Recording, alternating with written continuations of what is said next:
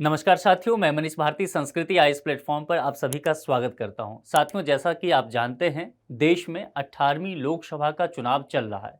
4 चरण का मतदान हो भी चुका है, ठीक है। और इस बीच में कई सारे विवाद उभर करके सामने आए हैं। कई सारे विवाद आप देखेंगे इलेक्शन कमीशन के सामने पहुंचा कि किसी नेता ने गलत बयानबाजी की है और कहीं पर हिंसा भड़काने की बात की गई है, जाति धर्म को लेकर के बातें की गई है। इलेक्शन कमीशन के पास ये सब शिकायत पहुंचता है। लेकिन तब क्या हो जब इलेक्शन कमीशन पर ही ये आरोप लग जाए। क्योंकि चुनाव जो है आप इसे गेम की तरह देखिए, जैसे कि अभी आईपीएल भी चल रहा है, ठीक है। तो एक तरफ जैसे आईपीएल चल रहा है तो इंडियन पॉलिटिकल लीग कह सकते हैं, दूसरा तरफ इंडियन प्रीमियर लीग तो है ही। तो यहां पर समझिए कि जिस तरह से मैच में एक रेफरी होते हैं या अंपायर होते हैं, ठीक उसी तरह चुनाव में रेफरी या अंपायर की भूमिका में इलेक्शन कमीशन होता है। इलेक्शन कमीशन पर यह पूरी जिम्मेदारी होती है कि वह चुनाव को पारदर्शी तरीके से और पूरी जिम्मेदारी के साथ कराए। लेकिन क्या हो जब दूसरे पक्ष के द्वारा इलेक्शन कमीशन पर ही उंगली उठा दिया जाए और उसके लिए कुछ वाजिब तर्क भी दिया जाए, और यह मसला इतना आगे बढ़ जाता है बीच चुनाव में कि सुप्रीम कोर्ट तक एक पीआईएल पहुंच जाता है। और सुप्रीम कोर्ट भी पीआईएल खारिज नहीं कर रही है, बल्कि supreme court election commission of India के अगेंस्ट जो पीआईएल दायर किया गया है उसे एक्सेप्ट कर ले रही है और फिर तारीख भी मुकर्रर कर दे रही है कि आने वाले 17 मई को हम इस मुद्दे पर सुनवाई करेंगे और देखेंगे कि क्या वाकई इलेक्शन कमीशन जो है किसी तरह की धांधली करने की कोशिश कर रहा है चुनाव में। अब ये समझिए बहुत बड़ा मुद्दा होने वाला है और निश्चित तौर पर भारत जैसे बड़े लोकतंत्र के समक्ष एक बड़ी चुनौती, यदि इस तरह की चीजें होता है इलेक्शन कमीशन के द्वारा तो एक बड़ी चुनौती देखी जाएगी। अब ये क्या मुद्दा है, ये विवाद कैसे आगे बढ़ा है, किस चीज को लेकर के बातें की जा रही है, इसे हम समझ लेते हैं। देखिए, एक शब्द है फाइनल वोटर टर्नआउट। ये फाइनल वोटर टर्नआउट क्या होता है? मोटे तौर पर यदि मैं आपको समझाऊं, तकनीकी पहलू पर ना ले जाऊं, तो कहने का सीधा सीधा तात्पर्य है कि आप अखबार में ये पढ़ते होंगे, न्यूज चैनल पर ये देखते होंगे कि पहले चरण का मतदान संपन्न हुआ, उसके कुछ समय बाद आपको पता चल जाता होगा कि पहले चरण के मतदान में कितना प्रतिशत वोट पड़ा है, ठीक है। जैसा कि आप सुनते होंगे 60% वोट पड़ा है, फलाने राज्य में 66% वोट पड़ा है, अमुक जगह पे इतना वोट पर, ये सब आप सुनते होंगे ना। इसी को ओवरऑल जब कर दिया जाता है, इलेक्शन कमीशन ऑफ इंडिया के द्वारा वेबसाइट पर जारी कर दिया जाता है, तब उसे कहा जाता है फाइनल वोटर टर्नआउट। अब इसी बात को लेकर के विवाद हुआ है। कहा जा रहा है कि आपने, इलेक्शन कमीशन ऑफ इंडिया से कहा जा रहा है कि आपने जिस दिन वोट खत्म हुआ उस दिन कुछ और अलग अनुमान एक आया था, और जब आप फाइनल बताते हैं तो अनुमान कुछ और है। आप वोट को ज्यादा बढ़ा करके बता रहे हैं, तो क्या इसमें कुछ गड़बड़ी हुई है? क्या वोटों के आंकड़ों में छेड़छाड़ किया जा रहा है? ये बातें। दूसरी बात यह कहा जाता था कि फाइनल वोटर टर्नआउट जो है इलेक्शन कमीशन ऑफ इंडिया के द्वारा, किसी भी चरण का मतदान खत्म हो जाता है तो पहले 24 घंटे के अंदर बता दिया जाता है। लेकिन इस बार बहुत ज्यादा विलंब हुआ है। जैसे कि मैं आपको बताऊं, 30 अप्रैल को यह बताया गया है, ठीक है। अब 30 अप्रैल को यह बताया गया है, तो एक बात समझ लीजिए कि पहले चरण का जो मतदान हुआ था, आप जानते हैं, वह 19 अप्रैल को हुआ था, ठीक है। और दूसरे चरण का जो मतदान होता है वह 26 अप्रैल को होता है। तो यहां पर समझ लीजिए, अगर आप देखते हैं तो पहले चरण के मतदान के बाद यह आंकड़ा आपको दिखेगा कि काफी डिले है। वहीं दूसरे चरण की मतदान देखेंगे 26 को, तो वहां भी आपको 4 दिन डिले दिखेगा। तो यहीं पर यहां पर प्रश्न उठाए जा रहे हैं कि संभव है कि क्या इलेक्शन कमीशन ऑफ इंडिया के द्वारा इतना डिले क्यों किया जा रहा है। अब चलिए, ये सब चर्चा में कैसे आ गया है, एक एक करके पूरे प्रोसेस को हम समझ लेते हैं। हम इलेक्शन कमीशन ऑफ इंडिया के जो पक्ष हैं, उनके जो तर्क हैं, जवाब दिया गया है, उसे भी समझते हैं। लेकिन सबसे पहले यह समझ लेते हैं कि यह चर्चा में कहां से आ गया, यह विवाद जो उभर करके सामने आया और चुनाव आयोग पर ही उंगली उठाया गया, जो विपक्षी पार्टियां हैं उनके द्वारा, यह कैसे हुआ। देखिए, कांग्रेस पार्टी के जो अध्यक्ष हैं, अभी राष्ट्रीय अध्यक्ष मल्लिकार्जुन खड़गे, तो खड़गे साहब ने एक चिट्ठी लिखा। यहां आप देख रहे होंगे, देखिए, सबसे पहले न्यूज़पेपर के कटिंग पर नजर दौड़ाइए। खड़गे slams election commission as row over poll data continues. तो यहां पर देखिए, जो यहां पर खड़गे साहब ने जो चिट्ठी लिखा उसकी बात की गई है। यहां पर भी यही कहा गया है कि किस तरह से जो है ब्लेम किया गया है। उसके अलावा यहां अगर आप देखेंगे तो सुप्रीम कोर्ट में जो मामला गया है और सुप्रीम कोर्ट ने जो है एक्सेप्ट किया, और 17 मई जो है इसको तारीख रखा है कि क्यों डिले किया गया है इलेक्शन कमीशन की तरफ से, इस पर सुनवाई सुनवाई होगी। विभिन्न अगर आप न्यूज़पेपर के कटिंग पे दिखाएंगे, यहाँ पर नज़र डालेंगे तो आप देखिए हर जगह ये चीज़ें जो है प्रमुखता से चर्चा में बना हुआ है। अब ये जो है 2 जजों के द्वारा सुना जाएगा, जस्टिस दीपांकर दत्ता और जस्टिस संजीव खन्ना जो कि सुप्रीम कोर्ट के जज हैं। ये सारे मामले देखेंगे। किसके द्वारा पीआईएल दायर किया गया? तो एसोसिएशन ऑफ डेमोक्रेटिक रिफॉर्म, जिसे कि एडीआर के नाम से जानते हैं। एडीआर एक कह सकते हैं कि एक गैर लाभकारी संस्था है, एनजीओ, ठीक है। और इसके द्वारा बहुत सारे ऐसे मुद्दे हैं जो कि चुनाव से संबंधित हो, चुनाव की जो प्रक्रिया है उससे सुधार वगैरह की बात हो, गवर्नेंस को लेकर के चीजें हो, कोई रिपोर्ट प्रकाशित सरकार करती है, इन सब चीज़ों को लेकर के यह संस्था लगातार चर्चा में बनी रहती है। आप इस संस्था के कई सारे रिपोर्ट भी प्रकाशित होते होंगे, आप इसको पढ़ते हैं, ठीक है। और दूसरी बात, यह संस्था लगातार पीआईएल सुप्रीम कोर्ट में दायर करती रहती है और बहुत सारे ऐसे मुद्दे होते हैं जो ध्यान में लाते रहती है। तो ये मामला जो है संस्था इस बार चली गई है यहाँ इलेक्शन कमीशन के अगेंस्ट में। इलेक्शन कमीशन चीफ हैं ये राजीव कुमार, ठीक है। तो ये सारी बातें की गई है। अब खड़गे साहब की चिट्ठी को भी हम देख लेते हैं। देखिए यहां पर खड़गे साहब ने एक चिट्ठी लिखा है और यह चिट्ठी किसको लिखा गया है? जो इंडिया ब्लॉक है, इंडिया ब्लॉक मतलब इंडिया अलायंस की बात की गई है, जो इस बार के चुनाव में, लोकसभा चुनाव में विपक्षी पार्टियों का जो गठबंधन है, ठीक है। तो इन्होंने लिखा इसमें पूरा इंडिया पार्टनर्स को लेकर के जितने भी लीडर हैं उनको, और इलेक्शन कमीशन ऑफ इंडिया को यह कहा है कि जो नहीं बताया गया है डेटा, फाइनल वोटर टर्नआउट में डिले हो रहा है तो क्या क्या चीजें हो सकता है, इसको लेकर के डिटेल से इन्होंने अपने इस लेटर में सारे पॉइंट को शामिल किया है, ठीक है। अब बहुत सारे आरोप तो लगे ही, आरोप क्या क्या लगे हैं उसको फैक्ट वाइज हम सबसे पहले समझ लेते हैं और फिर हम ये देख लेंगे कि इसके बाद इलेक्शन कमीशन ऑफ इंडिया का क्या जवाब है। तो चलिए सबसे पहले कुछ चीजें समझ लेते हैं। आपको डेटा चीजें समझ में आए, चूंकि यहाँ डेटा का खेल है तो थोड़ा सा आपको ध्यान देना पड़ेगा। उसके बाद डेटा हम बताएंगे और उसके बाद उसको एनालिसिस कर लेंगे। तो आपका यहाँ जो पूरा खेल होने वाला है वो डेटा एनालिसिस का होने वाला है, ठीक है। तो पहले चरण का ये जो है फर्स्ट फेज का हो गया, इसे आप फर्स्ट फेज मानिए, इसे आप सेकेंड फेज मानिए चुनाव का।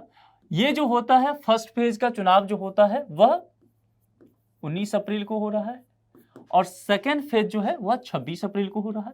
यही 2 फेज को लेकर के बात उस वक्त किया गया था, थर्ड फेज का भी मैं बात कर लूंगा। तो इसमें आप देखते हैं कि क्या क्या मसला है, कितने परसेंटेज वोट आए, इसको लेकर के सबसे पहले बात करते हैं। देखिए 19 अप्रैल को जो वोटिंग होता है तो इसमें कहा गया शाम तक ही आया था अनुमानित आंकड़ा जो तकरीबन है कि इसमें 60% जो है वह फाइनल वोटर टर्नआउट्स रहा है, यानी कि इतने प्रतिशत मत पड़े। उसके बाद क्या होता है, जैसे जैसे शाम और आगे बढ़ता है, यहाँ पर 8 बजे तकरीबन यह आंकड़ा आ जाता है, एक अनुमानित आंकड़ा होता है कि यह मामला जो है 65% तक पहुंच चुका है। यह 8 बजे शाम तक यह मामला आता है, ठीक है। सामने हम सभी जानते हैं इस चीज को। उसके बाद क्या होता है, मैंने कहा 30 अप्रैल को election commission of India finally अपने वेबसाइट पर फाइनल वोटर टर्नआउट जारी कर देती है और इसमें यह कहा गया कि 66.14% जो है वह वोटिंग हुआ है पहले चरण में। तो पहली बात तो अब यहां पर यह कहा गया जो विपक्षी पार्टियों के द्वारा है कि पहले तो हमें पता चला कि 60 है, चलिए उसी दिन 8 बजे रात तक मैं मान लेते हैं हम लोग कि डेटा और ज्यादा अपडेट हुआ होगा, जगह जगह से आंकड़े आए होंगे, वह ऐड हुआ होगा, तो 8 बजे रात तक हम मैक्स टू मैक्स मान लेते हैं। तब भी 65% हुआ। यहां देखिए 60 था शाम में, 8 बजे तक 65%, तो आपने 8 बजे तक कह दिया शाम तक कि 65% वोटिंग हुआ। और जब ये मामला आगे बढ़ जाता है 30 अप्रैल को, तब आप कह रहे हैं कि नहीं वोटिंग और ज्यादा हुआ है 66.14%। तो फिर ये कैसे 5% के आसपास जो है ये वोटिंग बढ़ गया है? क्या यहां पर बोगस वोटिंग हुआ है? क्या ईवीएम में ऐसे वोट डाले गए हैं जो वास्तविक वोट है ही नहीं, लोगों के द्वारा डाला ही नहीं गया? क्या ईवीएम के साथ छेड़छाड़ किया गया? ये सारे प्रश्न यहां पर आ जाएंगे। और देखिए सबसे बड़ी बात, सुप्रीम कोर्ट ने इस पीएल को एक्सेप्ट कर लिया है, तारीख भी 17 मई दे दिया है, इसीलिए यह बेहद जो है संगीन मामला हो जाएगा। अब बेहद संवेदनशील मुद्दा यह है और सुप्रीम कोर्ट इस पर अब बात करेगी। तो मामला यहां पर समझ में आ गया कि यहां पर यह कहा जा रहा है कि मान लीजिए हम पहले ही कह देते हैं कि इतना % वोट आया है, ठीक है, और इतना ही गिरा हो, तो परिणाम जिस दिन आएगा 4 जून को परिणाम आना है, तो उसमें इस बात की संभावना बनी रह जाएगी कि वोटिंग की काउंटिंग जो हो जाएगा उसमें छेड़छाड़ कर दिया जाए।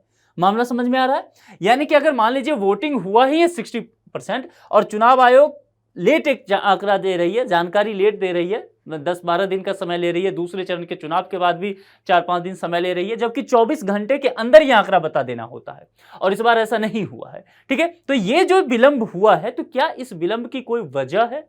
क्या चुनाव आयोग यहां पर कुछ धांधली करने की कोशिश किया जा रहा है चुनाव आयोग के द्वारा कि 4 जून को जब आंकड़ा आएगा तो इसमें पहले से ही बढ़ा दिया गया है? तो क्या इतना परसेंटेज वोट जो है किसी एक खास दल के लिए बढ़ाया जा सकता है? ये सारी बातें जो है एक तरह से आप कह सकते हैं कि ये आरोप है चुनाव आयोग पर, यह संभावना जताया गया है। चलिए दूसरे चरण की स्थिति देख लेते हैं। हम मान लेते हैं कि चलिए पहला चरण में इस तरह से हो गया होगा, चीजें हो जाता है कभी, लेकिन दूसरे चरण में जरा देखते हैं जो कि 26 अप्रैल को हुआ था। तो इसमें जब हुआ था शाम तक यह कहा गया कि 60% के करीब वोटिंग हुआ है, 60.96 आप कह सकते हैं। चलिए 60.96 है तो हम ये मान लेते हैं कि तकरीबन जो है 61% फाइनल वोटर टर्नआउट रहा।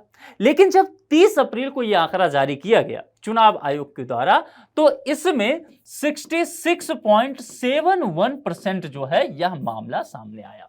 अब यहां पर भी देखिए यही बातें हैं, यहां पर भी यह है जो तकरीबन जो आप कह रहे हैं, अगर ये 61 मान लेते हैं तब भी आप 5-6 5.5% के आसपास जो है वह वोटर बढ़ जाता है।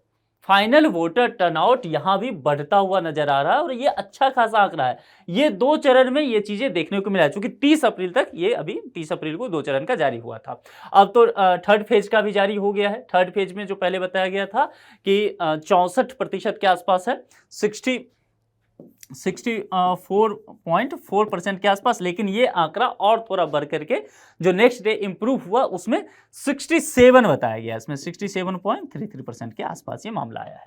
ठीक है, तो ये चीजें पहले आपको क्या है कि देखिए समझिए 24 घंटे के अंदर ये बता देना होता है, लेकिन ये मामला आप जो है इलेक्शन हो जाने के बाद उस फेज का कई दिनों के बाद बता रहे हैं।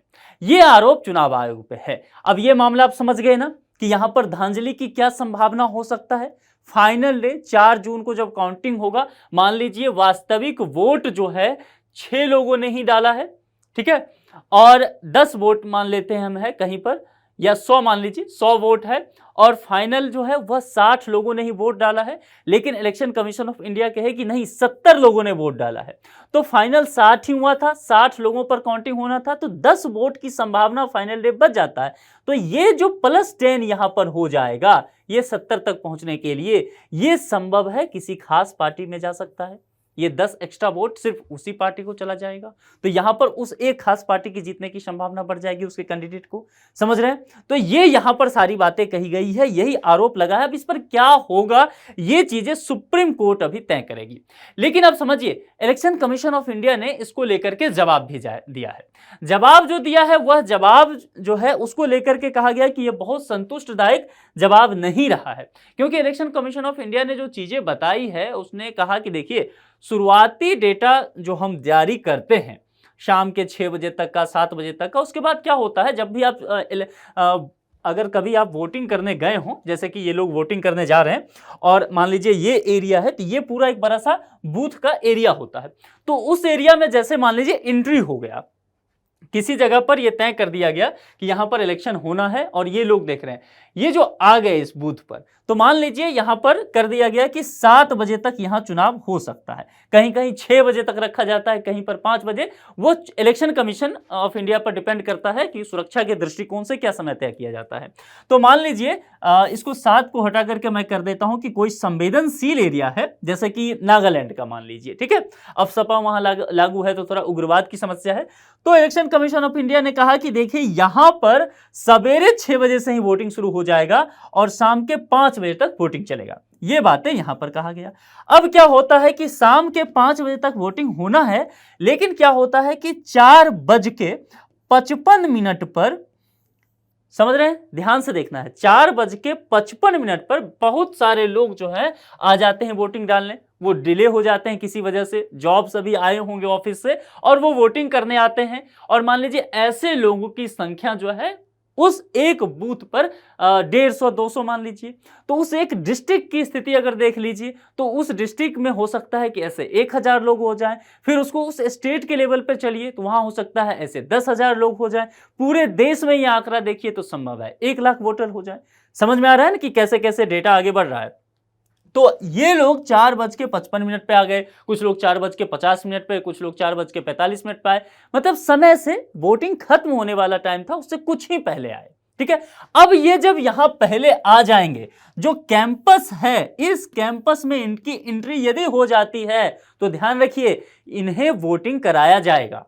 ये नियम है, चुनाव आयोग के द्वारा यह नियम होता है। इस कैंपस में यदि इनकी एंट्री नहीं हुई है 5 बजे तक, ये कैंपस के बाहर ही रह गए, ठीक है, और 5 बज चुका है, फिर ये वोट डालने आएंगे, इन्हें मना कर दिया जाएगा कि नहीं अब आपकी एंट्री नहीं हो सकती है। आप जो चुनाव आयोग ने जो समय जारी किया था वोटिंग करने का, आप उससे डिले हो गए, लेट हो गए, तो अब आप मतदान नहीं कर सकते हैं। क्योंकि उससे पहले भी तो इस एरिया में बहुत सारे लोग होंगे, तो इनको आप मान लीजिए ये आ गए 5 बजे तक, 4:55 तक आ गए और यहां पर 100 लोग आ गए इस कैंपस में, तो 4:55 5 बजे तक ही होना है मतदान, तो 5 मिनट का ही समय बचा हुआ है, लेकिन 100 लोग अभी भी वोट डालने के लिए बचे हुए हैं।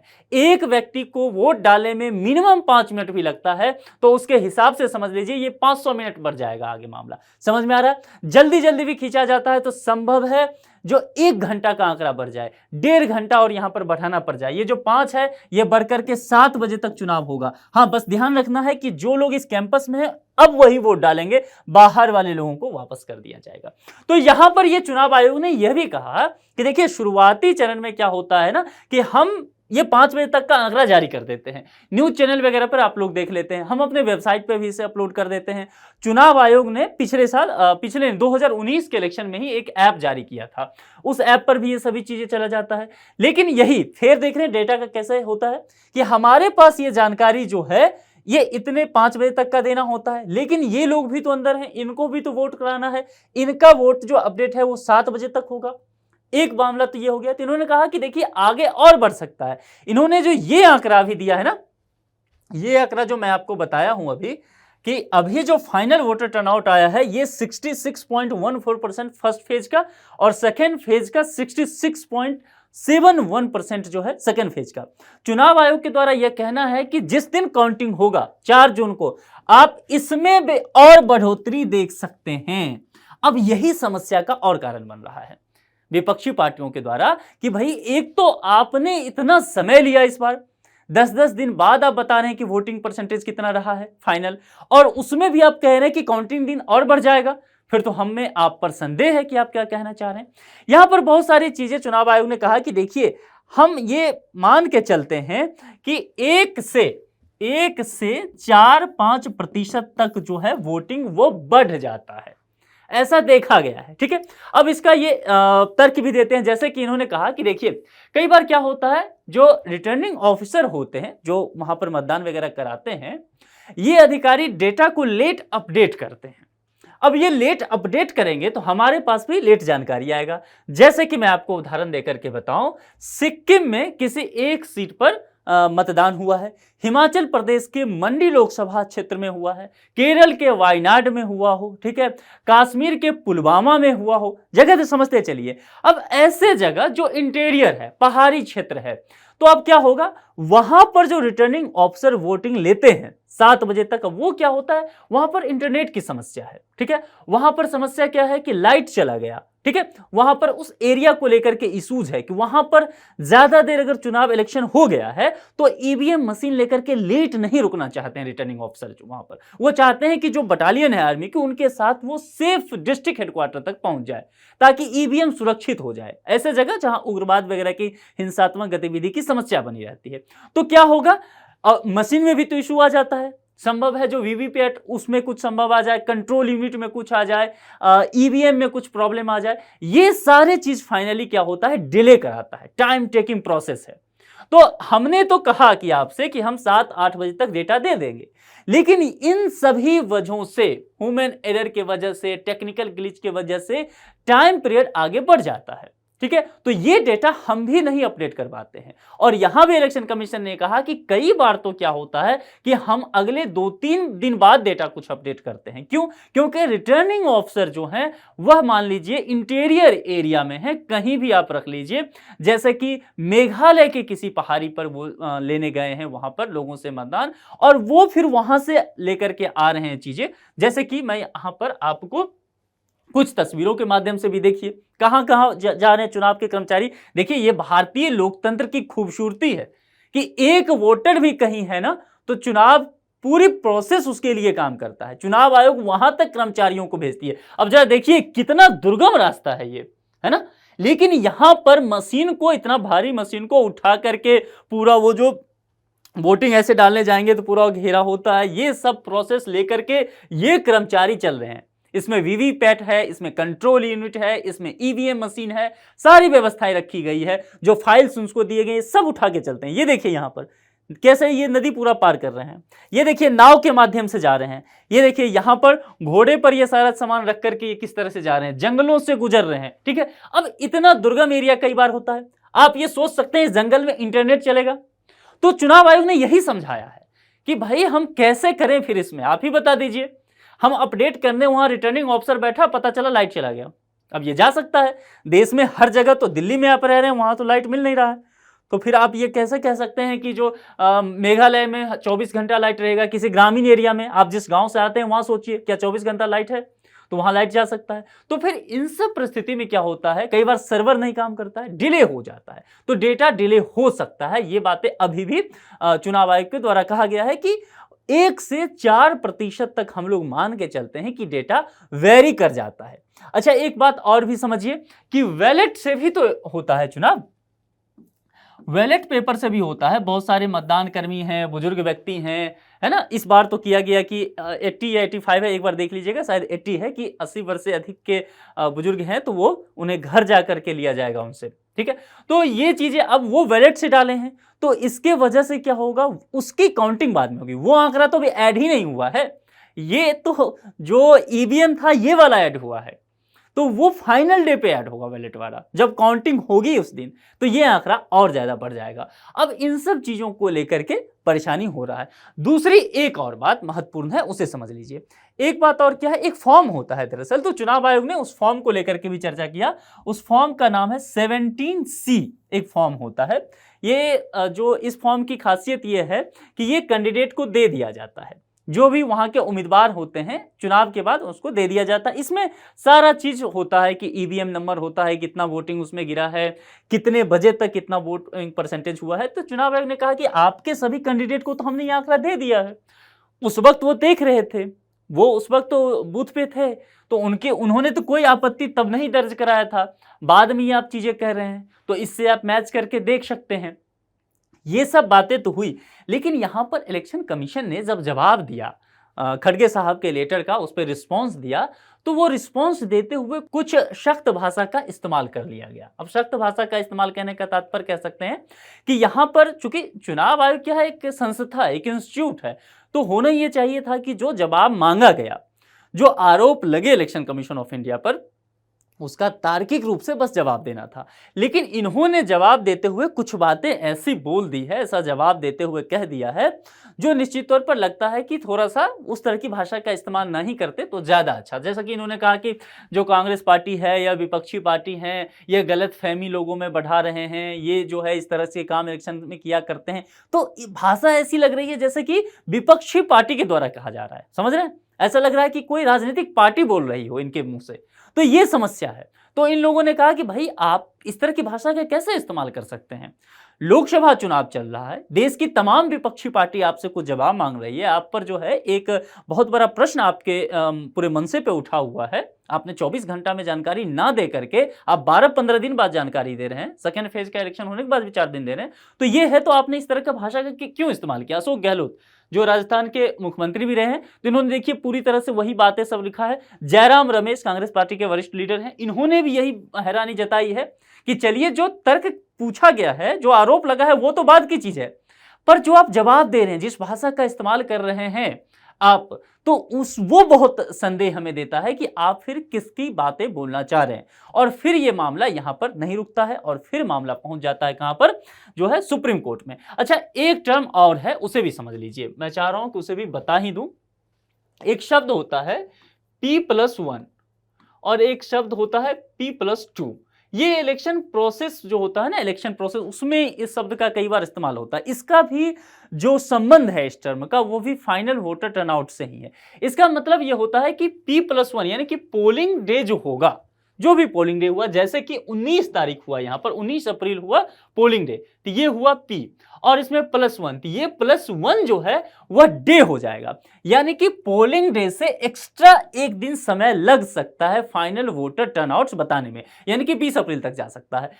P2 का मतलब हुआ कि 19 अप्रैल और +2 यानी कि एक्स्ट्रा 2 डेज। ओके, तो यहां पर 19 + 2 = 21, ठीक है, तो 21 अप्रैल, यानी कि आप यह कह सकते हैं कि यहां पर एक दिन एक्स्ट्रा जा सकता था, यहां पर 2 दिन एक्स्ट्रा जा सकता है, इतना समय लग जाता है फाइनल वोटर टर्नआउट बताने में। लेकिन इस बार तो 12-15 दिन लग गया।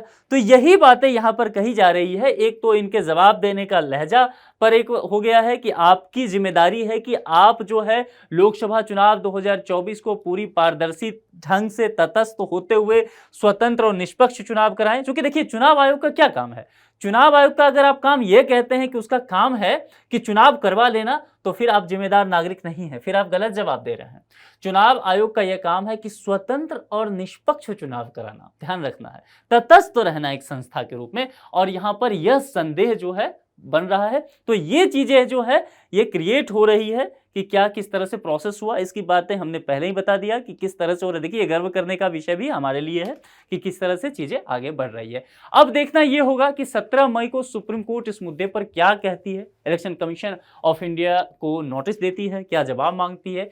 ये सब चीजें जो है भविष्य के गर्त में है। फिलहाल 4 चरण का मतदान हो चुका है। इस पर एक प्रश्न देखते हैं, वर्तमान में भारतीय सर्वोच्च न्यायालय के मुख्य न्यायाधीश कौन है? न्यायमूर्ति डॉक्टर धनंजय यशवंत चंद्रचूड़, न्यायमूर्ति संजीव खन्ना, न्यायमूर्ति दीपांकर दत्ता, न्यायमूर्ति NV रमन्ना।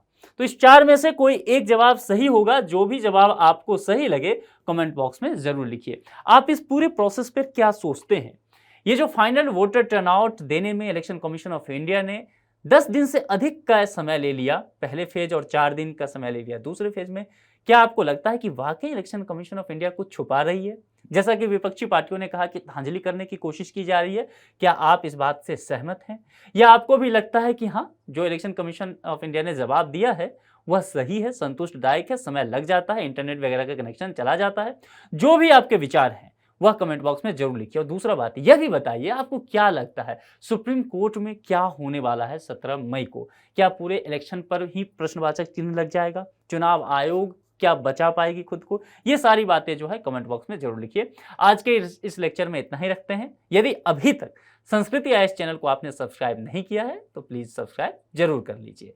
किसी दूसरे लेक्चर में किसी दूसरे मुद्दे के साथ आपसे पुनः मुलाकात होगी। अपना बेहद ख्याल रखिए। Thank you.